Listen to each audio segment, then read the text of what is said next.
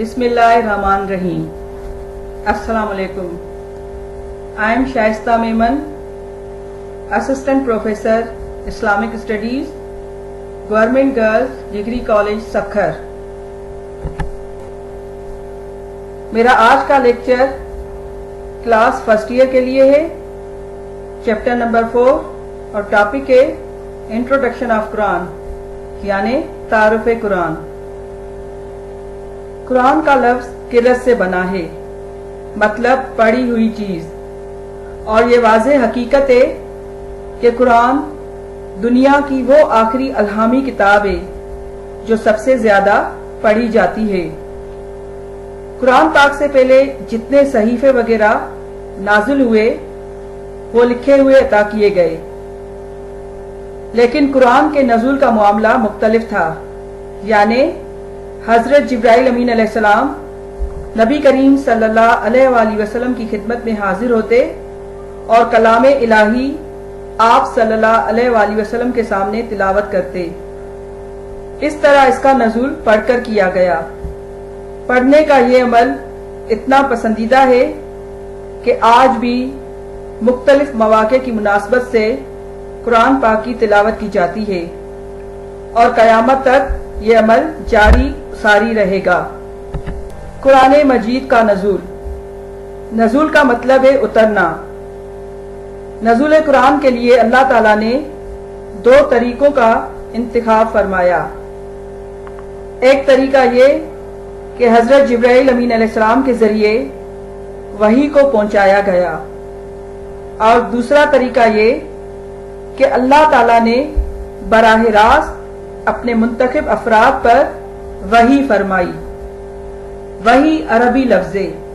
वही का मतलब है इशारा करना या चुपके से कोई बात दिल में डालना। वही की 2 किस्में हैं, वही मतलू और वही गैर मतलू। वही मतलू कुरान करीम है जिसकी तिलावत की जाती है। नेज़ नमाज की अदायगी में भी कुरानी आयाती तिलावत की जाती हैं। ये इबादत है। ये हजरत जिब्रील अमीन अलैहिस्सलाम के वास्ते से या बिला वास्ता नबी करीम सल्लल्लाहु अलैहि वसल्लम पर नाजिल हुई। नंबर 2 वही गैर मतलू। ये हदीस है।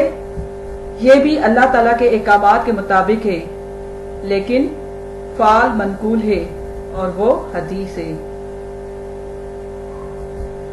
हजरत आदम अलैहिस्सलाम से हजरत ईसा अलैहिस्सलाम तक जितनी आसमानी किताबें और सहीफे नाजिल हुए, आज सब के सब अपनी असली हालत में मौजूद नहीं हैं। कुरान करीम को ये एजाज हासिल है कि ये आखिरी अल्हामी किताब है जो 1400 साल से अपनी असली हालत में लफ्ज़न, हरफन और एराबन मौजूद है।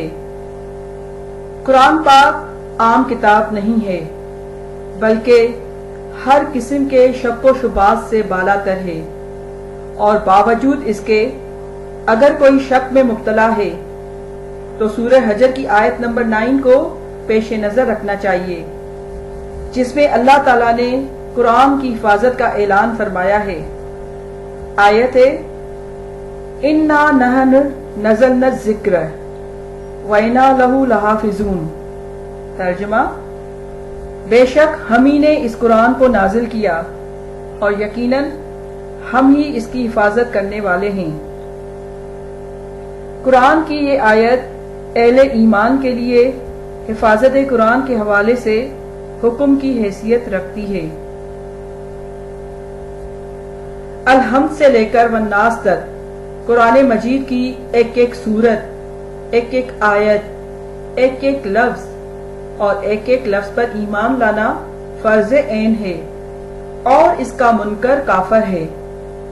कुरान पर ईमान लाने का मतलब यह है कि इस बात पर यकीन कामिल रखना और इसकी तस्दीक करना कि ये अल्लाह ताला का नाजिल किया हुआ कलाम है।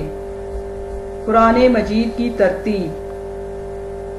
इस बात पर सब मुसलमानों का ईमान है कि कुरान سب سے پہلے لوح محفوظ پر موجود تھا۔ پھر قرآن آہستہ آہستہ بتدریج نبی کریم صلی اللہ علیہ وآلہ وسلم پر نازل ہوتا رہا، لیکن وحی کی صورت میں جو قرآن نازل ہو رہا تھا وہ اس ترتیب کا پابند نہیں تھا جس ترتیب میں قرآن آج ہمارے ہاتھوں میں موجود ہے۔ دراصل اسی ترتیب کی شکل میں قرآن کریم لوح محفوظ پر موجود تھا، لیکن مسیحت اور ضرورت انسانی کے تقاضے کے مطابق اللہ تعالیٰ نے جب بھی جو حکم چاہا نازل فرما دیا، اور وہ حکم عین اس وقت و حالات کے مطابق ہوتا تھا۔ نزول قرآن کے وقت نبی کریم صلی اللہ علیہ وآلہ وسلم کا یہ طریقہ کار رہا کہ اپنے چند صحابہ کرام کے ذمہ یہ کام سپرد کر دیا کہ وحی الہی کو تحریر میں لے آئیں۔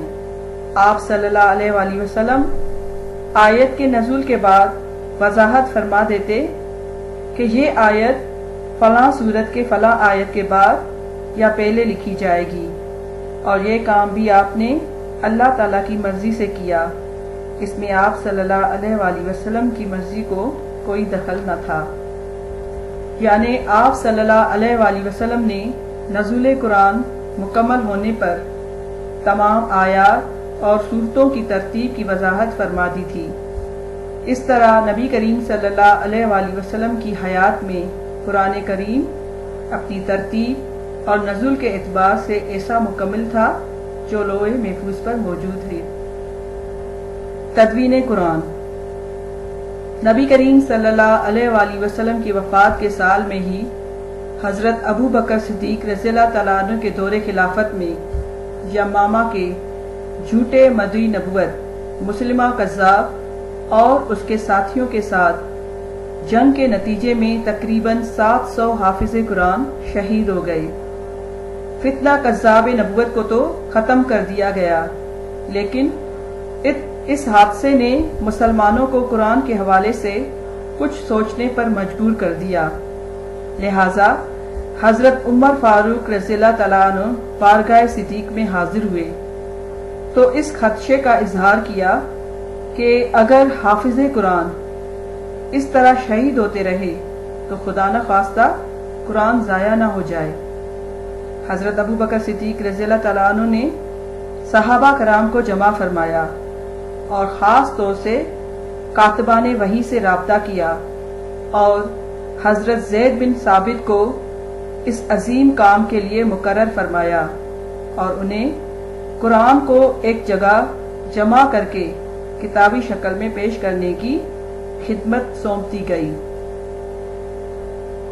قرآن کریم کی سب سے زیادہ محفوظ صورت تو وہ تھی جو صحابہ کرام کے سینوں میں محفوظ تھی۔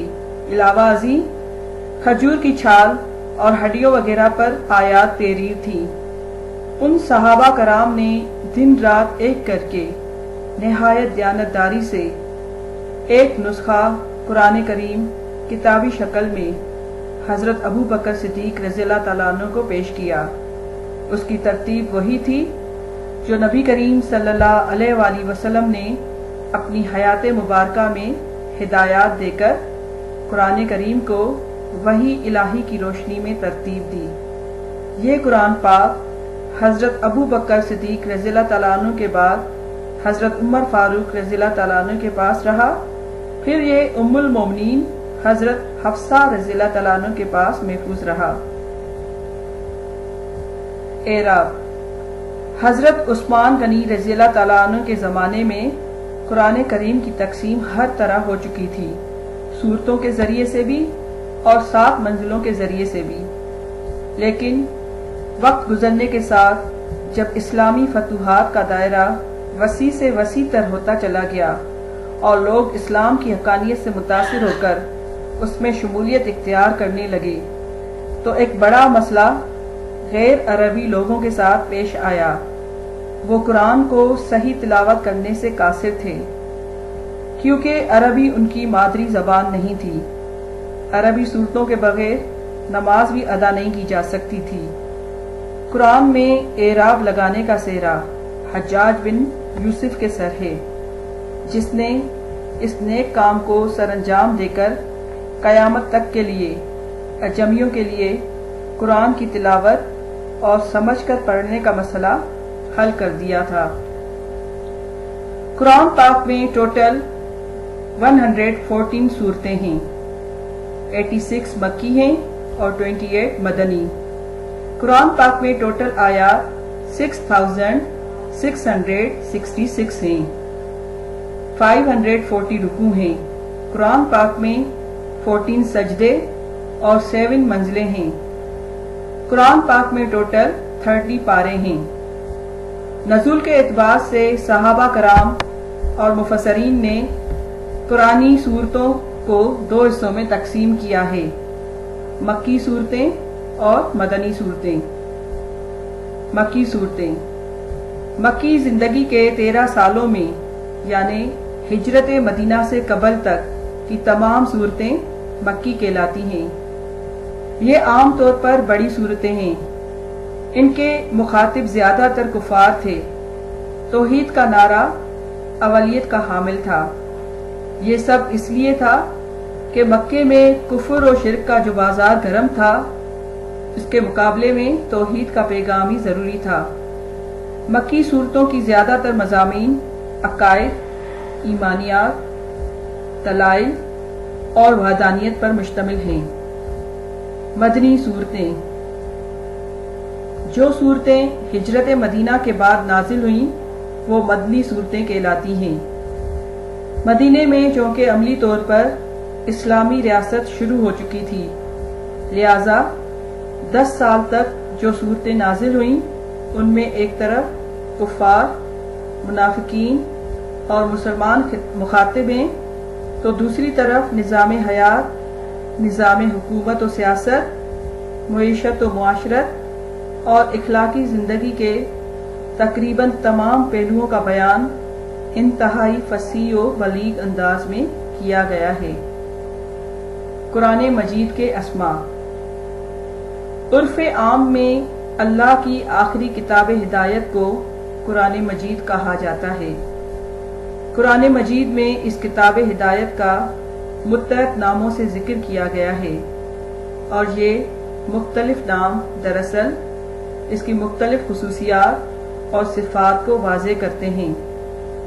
قرآن میں اسماء قرآن کی تعداد 55 بتائی گئی ہے، جن میں سے چند یہ ہیں: نمبر 1 الکتاب، نمبر 2 الفرقان یعنی حق و باطل کے درمیان فرق کرنے والی کتاب، نمبر 3 ہدیٰ یعنی ہدایت رہنمائی کتاب، نمبر 4 موعظۃ یعنی نصیحت، نمبر 5 تذکرۃ یعنی عبرت اور نصیحت والی کتاب، نمبر 6 بینۃ یعنی کھلی نشانی یا واضح دلیل، نمبر 7 مجید یعنی بزرگ، نمبر 8 مبارک یعنی برکت والی، نمبر 9 البیان و تبین